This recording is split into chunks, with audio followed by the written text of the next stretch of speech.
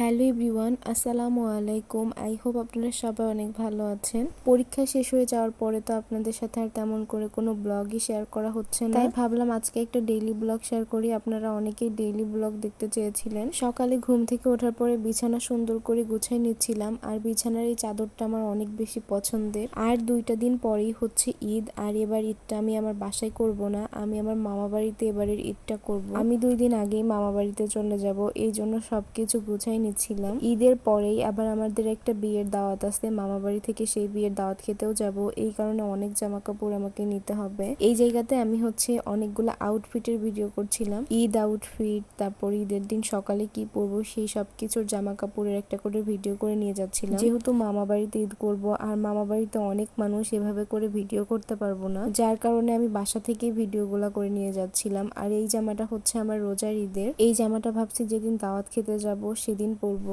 এই ভিডিওগুলো করতে অনেক বেশি কষ্ট হয়, সবকিছু বের করছি, ভিডিও করছি, এখন আবার সবকিছু সুন্দর করে গোছাই রাখতে হবে। আর এই দেখেন আমার চুড়ির খাজানা, মানে এর মধ্যে যে কত রকমের চুড়ি আছে। এই চুড়িগুলোর মধ্যে 2 থেকে 3 ডজন চুড়ি আমার নিজের টাকায় কেনা, আর সবগুলাই হচ্ছে গিফটের চুড়ি। গিফট পাইতে কিন্তু অনেক ভালো লাগে। তারপর বিকালের দিকে আমরা একটু বাজারে চলে গেছিলাম, ভাবির ম্যাক্সি বানাবে, এই কারণে আম্মু কাপড় দেখতেছিল, আর আম্মুরও কিছু পেটিকোট, ব্লাউজ এগুলোর কাপড় নেওয়ার ছিল।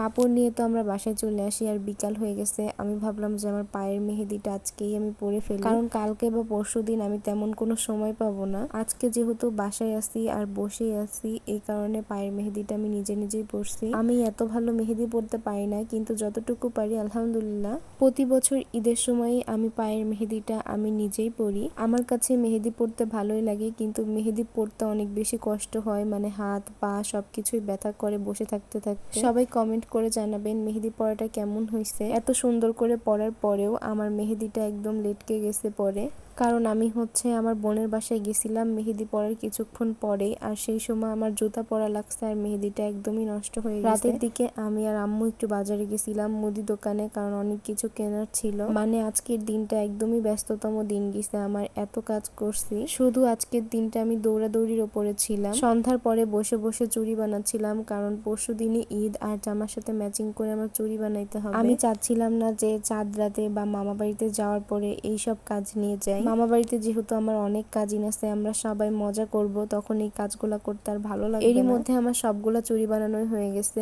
আপনারা যদি কেউ চুড়ি নিতে চান তাহলে আমার ফেসবুক পেজে ইনবক্স করতে পারেন। কালার, সাইজ, ডিজাইন যে কোনো কিছু কাস্টমাইজ করে আপনারা চুড়িগুলো নিতে পারবেন। এই চুড়িগুলো আমার জামার সাথে ম্যাচিং করে নিজে পরার জন্য বানাইছি। আমি যখন ঈদের সময় পরবো তখন আপনারা দেখতে পাবেন। আসলে এই হ্যান্ডমেড চুড়িগুলা অনেক বেশি ভালো লাগে, আর এখন এই চুড়িগুলোতে একদম ট্রেন্ডিং এ আছে।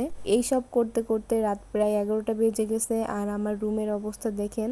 সব জামা কাপড় আমি বের করে রাখছি যেগুলা হচ্ছে আমি নিয়ে যাব, আর সবকিছু একদম ছড়ানো ছিটানো ছিল। কালকে আবার মেহেদি পরার জন্য যাইতে হবে, আর মেহেদি পরার পরে এইসব কোনো কাজই করতে পারবো না, এই কারণে আজকে রাতেই আমি কসমেটিক গুলা ব্যাগের মধ্যে ভরে নিচ্ছিলাম। আমি চাচ্ছি না যে কালকে আমি কোনো কাজ করি, মানে এই প্রথম আমি বাড়ি ছাড়া কোথাও ঈদ করতে যাচ্ছি, কারণ এইবার আমার অনেক বেশি ইচ্ছা হয়েছে যে মামা বাড়িতে ঈদ করব।